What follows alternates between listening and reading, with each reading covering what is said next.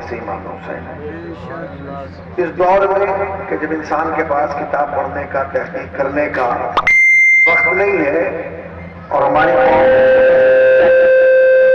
سینہ تان کے اگر کسی کے مقابلے پہ مباحثے یا مقابلے کے لیے آ جاتا ہے تو وہ بھی شاید مجلس امام حسین کا ایک جذبہ ہے جو اسے ملا ہوا ہے۔ تو ہر چیز پر کہیں نہ کہیں مجلس امام حسین کا ایک اثر نظر آتا ہے۔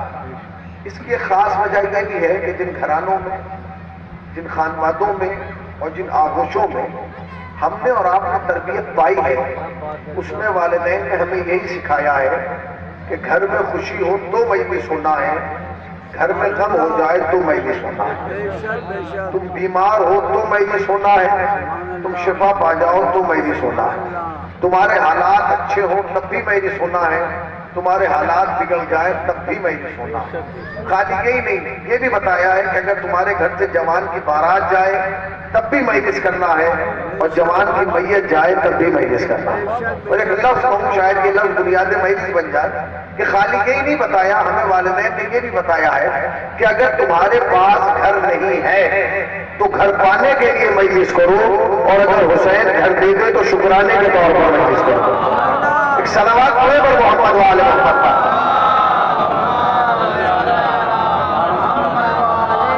تو پوری زندگی کا انحصار مجلس امام حسین پر ہے۔ اس مجلس کے بڑے فوائد ہیں اور اس مجلس کی بڑی عظمتیں ہیں۔ اگر یہ مجلسیں نہ ہو، دیکھیے ہم یہ سمجھتے ہیں کہ مجلس جو ہے وہ ایک طرفہ ہے، نہیں، مجلس دو طرفہ ہے، اس کا ایک ظاہر ہے ایک باطن ہے۔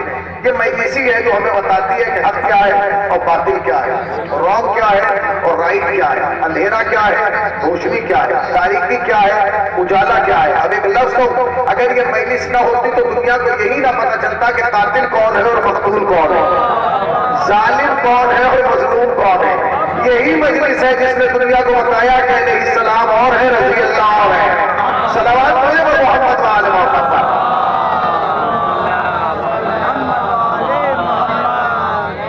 یہ مجلس امام حسین کا شرف ہے کہ اس نے دنیا کو بتایا ہے کہ نہیں، علیہ السلام اور ہے اور رضی اللہ اور ہے، ورنہ اس پورا اشواق دور میں تو ہر آدمی یہی کہہ رہا تھا کہ دونوں ایک جیسے ہیں، جیسا علیہ السلام ہے ویسا ہی رضی اللہ ہے، اور جیسا رضی اللہ ہے ویسا ہی علیہ السلام ہے، مگر نہیں، ان مجلسوں نے بتایا کہ علیہ السلام اور ہے، رضی اللہ اور ہے۔ ہم کسی کی شخصیت پر بات کرنے نہیں آئے، ہم کسی کی شخصیت کو گھٹانے نہیں آئے، ہم ایک صلوات پڑھیں پر محمد نہیں کرا جائے۔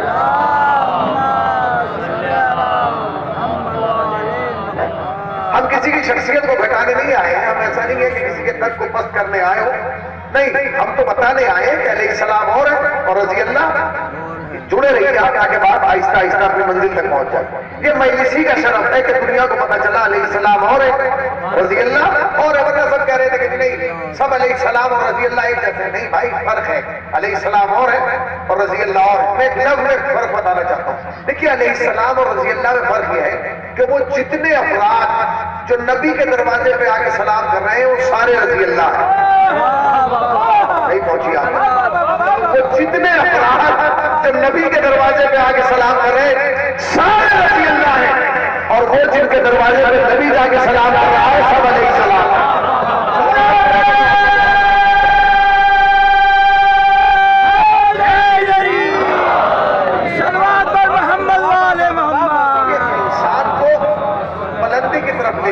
یہ بتائے گی کہ قاتل کون ہے اور مقتول کون ہے، یہ بتائے گی کہ ہلاکت اور شہادت میں فرق کیا ہے، یہ بتائے گی کہ لوٹنے والے کون ہیں اور لٹانے والے کون ہیں، یہ بتائے گی کہ گھر کس نے بنایا اور کس نے بچایا ہے، یہ بتائے گی کہ دین لانے والے کون ہیں اور دین برباد کرنے والے کون ہیں۔ یہ مجلسی تو ہے، یہ بتائے گی کہ انسان کی خلقت کا مقصد کیا ہے۔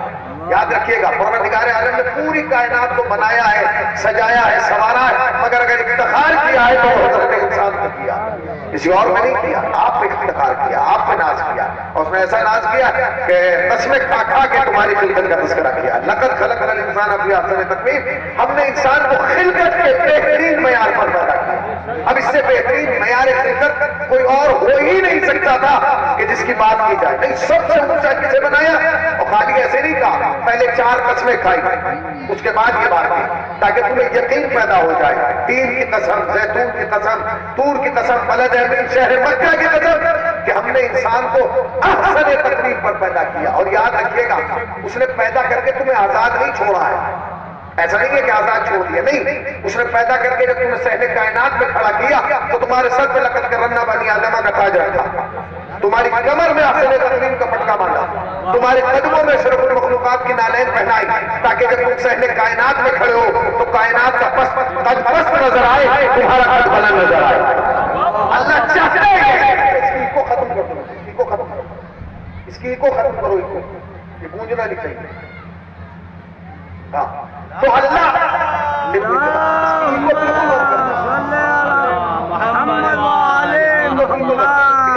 اللہ چاہتا ہے کہ سب سے اونچا انسان نظر آئے. اگر اونچا دکھانا نہ ہوتا تو سر پہ کبھی لقد کرمنا بنی آدم کا تاج نہ رکھتا, کمر میں کبھی احسن تقویم کا پٹکا نہ باندھتا. تو وہ یہ چاہتا ہے کہ سب سے اونچے آپ ہو. میں آپ سے پوچھ رہا ہوں کہ سب سے اونچے آپ ہیں اس کائنات میں, سب سے اونچے آپ ہیں, بتائیے. ارے بھائی بولیے ہاں یا نہ میں تو بولیے ہیں. اچھا نہیں, ابھی آج شاید واضح نہیں. سب سے اونچے آپ ہیں. اچھا سورج بڑا ہے یا آپ؟ بولیے. سورج بڑا ہے, چاند بڑا ہے یا آپ؟ ستارے بڑے ہیں یا آپ؟ پہاڑ بڑے ہیں یا آپ؟ کہیں گے نہیں مولانا ہم تو چھوٹے ہیں. تو آپ تو اپنے آپ کو پہلے ہی چھوٹا مان چکے. پھر وہ کون بڑے ہیں جنہیں اللہ بڑا بنانا چاہتا؟ اس کا مطلب یہ ہے کہ وہ اور ہے اور ہم اور ہیں.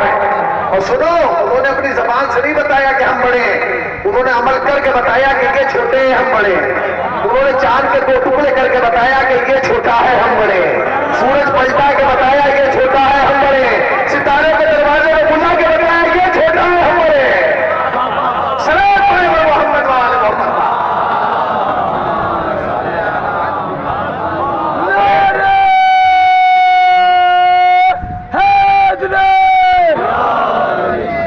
بتا رہا. اور دنیا میں اور تم میں فرق یہ ہے کہ دنیا ان کے دروازوں پہ بیٹھی ہے جو ستاروں میں مقدر تلاش کر رہے ہیں. الحمدللہ تم اس کے دروازے بیٹھو جس کا دروازہ ستارہ تلاش کر رہا ہے. تو فرق ہو گیا ان میں اور تم میں, فرق ہو گیا نا. نہیں پہنچے ان میں اور تم میں فرق ہو گیا نا. بھائی ساری دنیا ستاروں میں مقدر تلاش کر رہی ہے اور تم بیٹھے ہی اس کے دروازے پہ ہو جس کا دروازہ ستارہ تلاش کر رہا ہے. تو تم میں اور دنیا میں فرق ہو گیا نا. تم نے اس دروازے پہ بیٹھ کے بتا دیا کہ دنیا والوں دیکھ لو محتاج کائنات اور ہے, مولا کائنات اور ہے.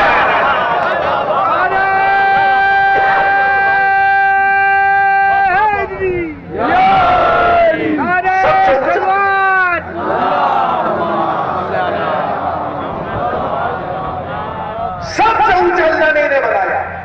اور یہ اتنے اونچے ہیں, اتنے اونچے ہیں, اتنے اونچے کہ ان سے اونچا آدمی کائنات کی نگاہوں نے دیکھا. یہ اتنے اونچے کہ ان کا تعلق بھی اونچے نے کرایا. اور اتنا اونچا ہے, اتنا بڑا انسان ہے وہ جس نے ان کا تعلق کرایا کہ اس نے ان کے علاوہ کسی کا تعلق کرائے نہیں. بس اللہ سے چھوٹا ہے ورنہ سب سے بڑا ہے. وہ اتنا بڑا ہے کہ بس اللہ سے چھوٹا ہے ورنہ سب سے بڑا ہے. اس نے ان کا تعلق کرایا اور پھر اس نے ان کے بعد کسی کا تعلق کرایا ہے. وہ ذات ہے مرسل اعظم کی ذات. آپ جائیے نبی کی 63 برس کی زندگی کو اٹھا کے دیکھیے. خدا کی قسم 4 افراد ہیں جن کا تعلق کرایا ہے, 5واں نہیں. 4 لوگ ہیں 63 برس کی زندگی میں جن کا تعلق میرے نبی نے کرایا ہے, نبی مکرم نے کرایا. پہلی ذات جناب امیر کی ذات ہے. اس کے لیے فرمایا انا وعلی من نور الواحد, میں اور علی ایک ہی نور کے 2 ٹکڑے ہیں. علماء بیٹھے ان سے معذرت کے ساتھ یہ نور ہٹاؤ, ڈائریکٹ ترجمہ کرو. یعنی نبی کہنا ہے چاہتے ہیں جیسا میں ہوں ویسے علی ہے, اور جیسے علی ہے بڑا بھولا مجمع بیٹھا ہے. بھائی یہی تو کہنا چاہتے ہیں نا, جیسا میں ہوں ویسے علی اور جیسے علی ہے. بڑی آہستہ سے جملہ کہہ, سارا جھگڑا جیسے ہی کا تو ہے. سارا جھگڑا جیسے ہی کا تو ہے, ورنہ کوئی جھگڑا ہی نہیں. سارا جھگڑا جیسے کا ہے. ہر آدمی جیسا ہی بننا چاہتا ہے مگر ہر آدمی جیسا نہیں ہوگا. اللہ کو یہی پسند نہیں تھا کہ کوئی جیسا ہو, اسی لیے اس نے سارا نبی تم جیسا بنایا. مگر تم میں اتنی طاقت نہیں کہ تم کہہ دو کہ نبی ہم جیسا. اس لیے کہ اگر ایک نے بھی کہہ دیا کہ نبی ہم جیسا تو سامنے والا کہے گا کہ اگر تم جیسا ہے تو تیرا سایہ ہے, نبی کا سایہ دکھا دے. سارا نبی تم جیسا ہے تو پھر سایہ بھی تو تمہاری طرح ہو. نبی کا سایہ ہے, بولیے نبی کا سایہ ہے. دوسرے بول دوں، دنیا نے بہت ڈھونڈا محمد کا جواب، دنیا نے بہت ڈھونڈا محمد کا جواب، ثانی تو بہت دور ہے سایہ نہ ملا۔ یہ شعر مجھے بہت پرانا یاد آ گیا، ایسا رقیب نے پڑھا تھا جب آپ نے نظامت کے لیے بلایا تھا اور آصف صاحب کو بلانے، دوسرے مصرع پڑھا تھا، دنیا نے بہت ڈھونڈا محمد کا جواب، ثانی تو بہت دور ہے سایہ نہ ملا۔ یہاں جتنے بیٹھے سب سائے والے ہیں، عالم، قابل، جاہل، ملا، مولوی، ادیب، خطیب، شاعر، مفکر، ادھر والا، ادھر والا، درگاہ والا، باہر والا، وقت والا، غیر وقت والا، سب ہے گئے سائے والے۔ نبی کا سایہ نہیں، نبی کا سایہ کیوں نہیں ہے بھائی؟ نبی کا سایہ کیوں نہیں ہے؟ کوئی تو وجہ ہوگی، ہر چیز کا لاجک ہے۔ آپ یہ کہہ دی نہیں، مطلب مثال کے طور پہ ایک آدمی ہو، اس کا کان نہ ہوئے تو پورے گاؤں سے توجہ کے اس کے کان میں آ جائے گی، اس کا ایک کان کیوں نہیں ہے؟ جہاں بھی چار آدمی بیٹھے ہیں سب کے کان ہیں، اس کے کان کیوں نہیں ہے؟ کوئی آدمی بتائے گا بچپن میں چھت پڑا تھا، مانجھے سے کٹ گیا، تو وجہ تو پتہ چلی کہ مانجھا نہ ہوتا تو کان بھائی ہوتا کہ نہیں بھائی؟ مانجھے سے کٹ گیا۔ ہمارے ایک دوست تھا مولانا، اب وہ گئے، وہ ان کا یہاں سے کٹا، میں نے کہا مولانا یہ کیسے کٹ گیا؟ لاہور گیا تھا تو مانجھے سے کٹ گیا۔ کمال ہے۔ میں یہ پوچھ رہا ہوں کہ سارا نبی ہم جیسا سایہ کیوں نہیں ہے؟ لاؤ اس کا جواب لے آؤ، میں اس کا بھی کر دوں گا، لے آؤ جواب۔ دنیا نے بہت ڈھونڈا محمد کا جواب، ثانی تو بہت دور ہے سایہ نہ ملا۔ سایہ نہ ملا۔ بھائی سایہ کی تعریف سمجھتے ہیں؟ سایہ کسے کہتے ہیں؟ سایہ اسے کہتے ہیں جو ساتھ ساتھ ہو، جو ساتھ ساتھ رہے، اسے سایہ کہا جاتا ہے۔ اب دنیا کے 73 فرقوں میں ایک فرقہ ہے جو نبی کا سایہ دکھا سکتا ہے، اوروں کے پاس ہے ہی نہیں۔ دنیا نے بہت ڈھونڈا محمد کا جواب، ثانی تو بہت دور ہے سایہ نہ ملا۔ تو سایہ ملے رسول کا دنیا کو کس طرح؟ وہ تو سمٹ کے حیدر کرار آ گیا۔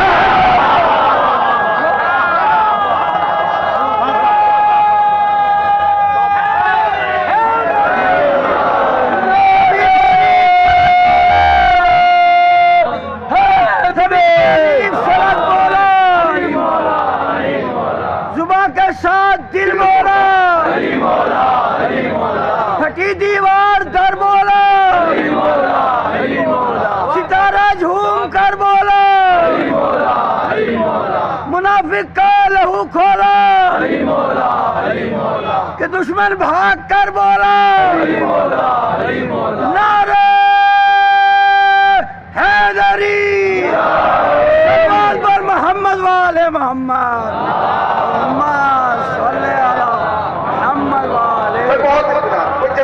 اطمینان سے بات کروں، آپ تک پہنچ ہی جائے گی۔ اطمینان سے سارا نبی ہم طرف، ہماری طرف، آنکھ ہماری طرح، کان ہماری طرح، فلاں ہماری طرف۔ اب جائیے آپ، ایک کتاب ہے مدارج النبوہ کر کے، اس میں نبی کے ہر عاضے پہ بات کی، جسم کے ہر عاضے پہ ہے نا۔ محدث دہلوی نے بات کی، نبی کی آنکھ ایسی تھی، نبی کا کان ایسا تھا، نبی کے دانت ایسے تھے، نبی کے بال ایسے تھے۔ نبی کے بال کا کیا معجزہ؟ کہتے کہ وہ اگر مگر ہمارا بال کب بڑھے گا؟ بال جب بڑھے گا جب سر سے ٹچ ہو۔ بھائی بال کا بڑھتا کب ہے؟ جب وہ آپ کے جلد سے ٹچ ہو، آپ کے سر سے ٹچ ہو، وہ بال بڑھے گا۔ آپ سے توڑ کے ڈبے میں رکھ دیں، بڑھے گا؟ نہیں بڑھے گا نا۔ کیوں نہیں بڑھے گا؟ کیونکہ اس بال میں جان نہیں ہے۔ کہتے بس امت کا بال وہ ہے کہ اگر تو جائے، کہتے مگر نبی کے بال کا معجزہ یہ کہ نبی کی جلد سے الگ بھی ہو گیا تو یہ بڑھتا رہتا ہے، کیونکہ بال بھی زندہ ہے۔ وارے واہ مسلمان تجھ پہ لعنت ہو، تو ماننے پہ آئے تو یہ مان لے کہ نبی کا بال زندہ ہے، نہ ماننے پہ آئے تو یہ نہ مانے کہ محمد کی آل زندہ ہے۔ سلامت رہنا محمد والے محمد۔ تو بڑی خوبصورت بحث کی ہے انہوں نے اس میں، اور نبی کی ہر چیز پہ بات کی ہے۔ حج ہو گئی کہ نبی کے لعاب دہن پہ بات کی، لعاب دہن جسے ہم اپنے زبان میں کہتے ہیں تھوکنا، اس کو لعاب دہن کہا جاتا ہے، اس پہ بھی بات کی۔ کہتے کہ نبی کے لعاب دہن میں بھی معجزہ تھا۔ کیا معجزہ تھا؟ کہتے ہیں نبی کے لعاب کا کمال یہ تھا کہ اگر یہ کڑوے کنویں میں تھوکتے تو پانی میٹھا ہو جائے۔ کمال ہے، کم سے کم یہیں سے ہوش میں آ جا جب تیرا اور اس کا لعاب برابر نہیں ہے، تیری اور اس کی ذات برابر ہوگی؟ نہیں ہو سکتا نا۔ پورے نبی بنایا سایہ نہیں بنایا. کیوں نہیں بنایا سایہ؟ ملا، مولوی، ادیب، خطیب، طبیب، شاعر، مفکر سب جواب دے کے جواب کیوں نہیں بنایا؟ کیا اللہ یہاں پہ نہیں بنا دیتا سایہ؟ جب سب کا بنایا تھا بنا دیتا، مگر نہیں بنایا.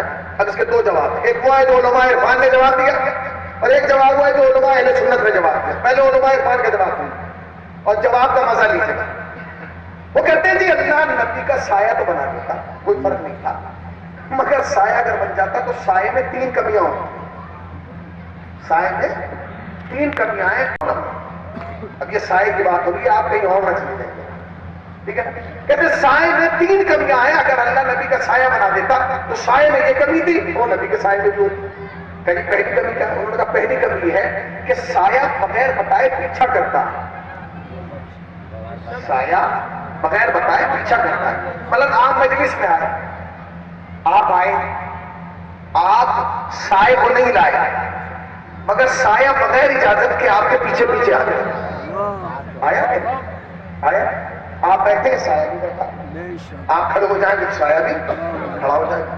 اور سائے کو نقل کرنے کی اتنی خاص عادت ہے، اسے اتنا شوق ہے آپ جیسا لکھنے کا کہ اگر میں نے امامہ لگایا تو سایہ بھی امامہ لگایا ہوگا، اور میں نے امامہ اتار دیا تو سایہ بھی امامہ اتار دیا. ایسا نہیں ہے کہ کل میں بھائی نے کرتا پاجامہ پہنا اور سایہ پینٹ شرٹ پہن لے. آپ نے غور ہی نہیں کیا. سایہ چاہتا یہ ہے کہ جیسا وہ ہے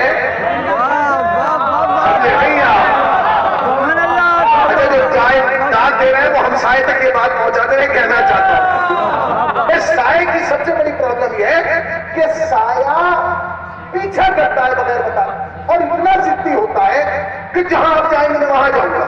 آپ بائک پہ بیٹھے تو سایہ بھی بیٹھ گیا، آپ گاڑی میں آئے تو سایہ بھی آ گیا، آپ جوگی پورے پہنچے تو سایہ بھی پہنچ گیا، آپ دلی پہنچے تو سایہ. کبھی کم وقت اجازت ہی نہیں لیتا. اور کبھی کبھی تو ایسا ہوتا کہ جہاں آپ کسی کو نہیں لے جانا چاہتے سایہ وہاں آ جاتا. کہتے ہیں اس کا سب سے بڑا عیب یہ ہے کہ سایہ بغیر بتائے پیچھا کرتا ہے. ٹھیک ہے نا؟ پہلے عیب یہ بغیر بتائے پیچھا کرتا ہے. کہتے ہیں دوسرا بڑا عیب سایہ میں یہ ہے کہ اسے اگر ذرا سا موقع مل جائے تو فوراً آگے آ جاتا ہے. سایہ جیسے ہی موقع ملتا ہے فوراً آگے آ جاتا ہے. چلو بھائی یہ بھی برداشت اچھا ہوتا ہے، آپ نے دیکھا کہ آپ کا سایہ آپ سے آگے ہوتا ہے کہ نہیں. اور سائے میں تیسرا سب سے بڑا عیب یہ ہے کہ جب دن کے 12 بجتے ہیں نا تو سایہ برابر ہو جاتا ہے، برابر آ کے کھڑا ہو جاتا ہے. تو 3 عیب ہے: بغیر بتائے پیچھے آنا، موقع ملتے ہی آگے چلے جانا، اور سورج سر پہ آتے ہی برابر آ جانا. کہتے ہیں اگر اللہ نبی کا سایہ بنا دیتا تو پھر سایہ یہ حرکت کرتا، نبی کے بغیر بتائے پیچھے آتا، نبی کے آگے چلا جاتا، نبی کے برابر آ جاتا. لہذا اللہ کو یہ گوارا نہیں تھا کہ نبی کا سایہ یہ حرکت کرے کہ نبی کا سایہ نبی کے پیچھے آئے، نبی کا سایہ نبی کے آگے جائے، نبی کا سایہ نبی کے برابر آئے. تو کم سے کم غیرت سے کام لو. جس اللہ کو یہ برداشت نہیں تھا کہ سایہ یہ حرکت کرے، وہ یہ کیسے برداشت کرے گا کہ ہم سایہ یہ حرکت کریں. محمد وآل محمد.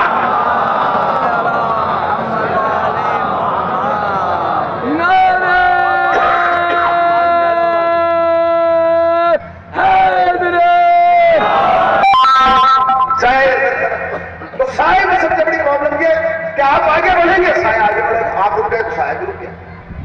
سایہ اجازت نہیں لیتا، ہر جگہ جاتا ہے. اس میں نہیں اللہ کو یہ خطرہ تھا یہ حرکت نہ کرے.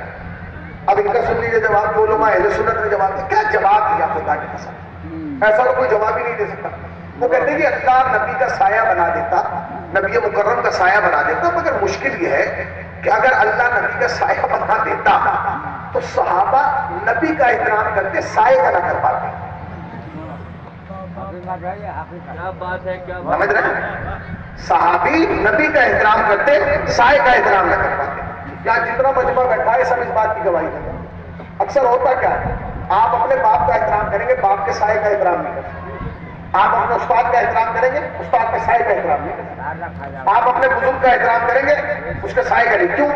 کبھی بھی زندگی میں ایسا ہوگا کہ آپ چل رہے ہیں، ابا چل رہے ہیں، ابا کا سایہ آپ کے پاؤں کے نیچے آ گیا، اور ایک کیا ہو گیا، باپ نے بیٹے کے سائے کو، بیٹے نے باپ کے سائے کو قدم رکھ دیا. شاگرد نے استاد کو کہتے ہیں اللہ کو یہ گوارا نہیں، کوئی صحابی نبی کے سائے پہ نہیں قدم رکھے۔ دیکھو جی بات تو بڑی کرتی ہے، بات تو بہت بڑی کی، اور یہ بات کر کے اس نے بتا دیا ہے کہ صحابہ اور ہیں اور علی اور ہے۔ یہ بات کر کے اس نے بتایا ہے کہ صحابی اور ہیں اور علی اور ہے۔ اگر تمہارا عقیدہ یہ ہے کہ اللہ نے نبی کا سایہ اس لیے نہیں بنایا کہ کہیں ایسا نہ ہو کہ کوئی صحابی نبی کے سائے پر قدم رکھ دے، تو پھر آج کے بعد یہ نہ کہنا کہ سارے برابر ہیں، سب ایک جیسے ہیں، نہیں سب اور ہیں اور علی اور ہیں، سب وہ ہیں جن کا قدم پوچھ دو سائے پر برداشت نہیں، علی وہ ہے جو مہر رسالت میں کیا ہوا ہے۔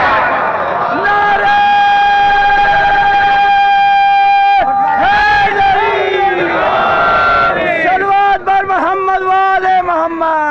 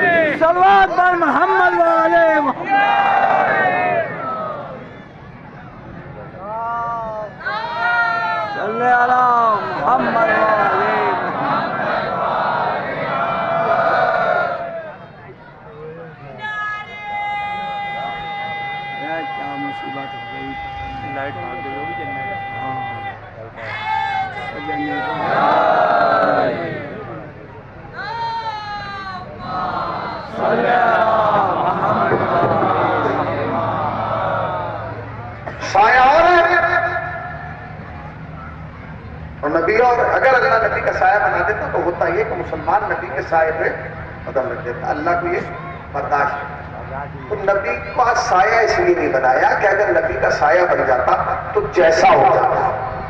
اللہ کو یہ برداشت ہے کہ کوئی یہ کہے کہ میں نبی جیسا، بس کائنات میں چار ہیں جنہوں نے کہا ہے ہم، یہ نبی نے کہا ہے کہ یہ چار خود جیسے۔ پہلی ذات مولا کائنات کی ذات، فرمایا انا والی کے نور الواحد اور علی ایک ہی نور کے دو ٹکڑے، یعنی جیسا میں ویسے علی اور جیسے علی ویسا میں۔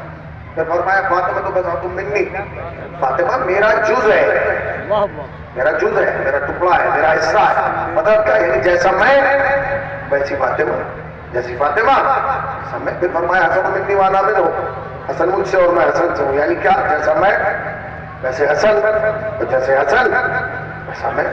پھر فرمایا حسین منی وانا من الحسین، حسین مجھ جیسے اور میں حسین جیسا ہوں، یعنی جیسا میں ویسے حسین اور جیسے حسین ویسا میں۔ تو چار ہیں۔ پہلی ذات مولا کائنات کی ذات جس کے لیے کہا یہ مجھ جیسا میں اس جیسا، دوسری ذات سیدہ کی ذات کی جس کے لیے کہا یہ مجھ جیسی میں اس جیسا، پھر حسن و حسین جن کے لیے کہا یہ مجھ جیسے میں اس جیسا۔ پوری دنیا میں چار ہیں جنہیں نبی نے کہا یہ مجھ جیسے ہیں اور میں ان جیسا ہوں۔ مگر شیعوں کے لیے محل افتخار جانتی کیا ہے؟